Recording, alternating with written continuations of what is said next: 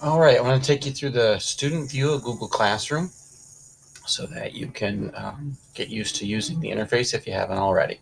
So first, make sure that in Chrome you're signed in up here with your Shen Schools account. Okay, if you're signed in with your Shen Schools account and you've chosen the sync option, you'll see the Shen Schools bookmarks over here in the upper left.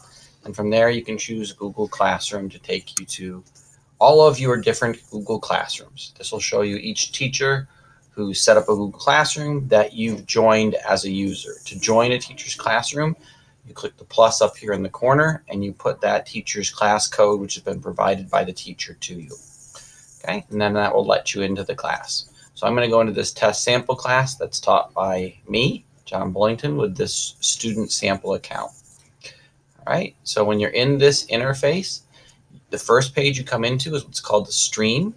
Basically, anytime an announcement or a conversation is going on between a teacher and a group of students that's public, that'll appear here.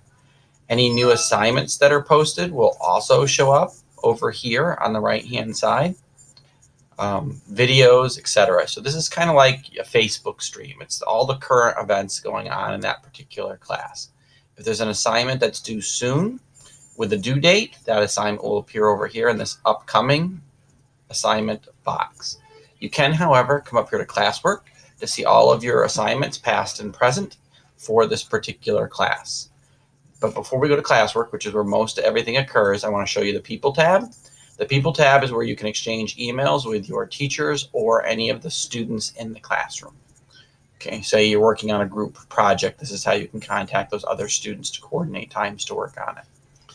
Okay, Classwork tab shows you all the work that's been done. Over here on the left-hand side are the topics that the work has been organized into by the teacher. The teacher can move these topics up or down and move assignments from in or out of one of these topics. So you can see I have the originality report topic, PDF topic, rubric, etc. Typically, these are organized by chapter or unit. If an assignment's brand new and it hasn't been given a topic, it'll appear up here at the top of your classwork page. To look at an assignment, you simply click the assignment and it pulls down the menu, which tells you when the assignment was assigned. You'll notice this assignment has a due date of March 27th here, which is when you have to turn it in. And it's going to be scored based on a 20-point rubric with 5 criteria. If you'd like to see that rubric before beginning the assignment, anytime you see this little bubble here, you can simply click on it and it'll pull up that rubric and scroll through it and show you how that assignment's going to be graded. Here's the criteria, and then here are the 4 standards for that criteria on which it'll be graded. Okay, if you want to close out of the rubric, click the X up here and it takes you back to your classwork view. To view the assignment, you're going to click on the View Assignment button. It'll take you in here. It does give you a short version of the rubric where you can mouse over to see the points. You can also click and pull down to see that particular criteria's subcategories. Excuse me. All right. Over here, you can see if you've turned in work, and in this case, you can see that this particular person has turned in 2 assignments for this particular topic. If your teacher's given you a template, that template will be attached, and you'll be able to click on it and open it up and begin working.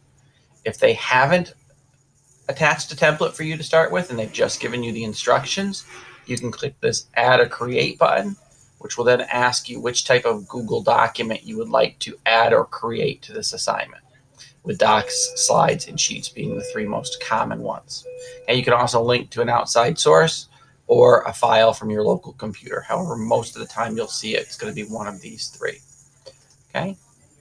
Once you've completed the work by going in and typing your answers and responses as such, you will see, if you're in a Google Doc, up here, Turn It In button.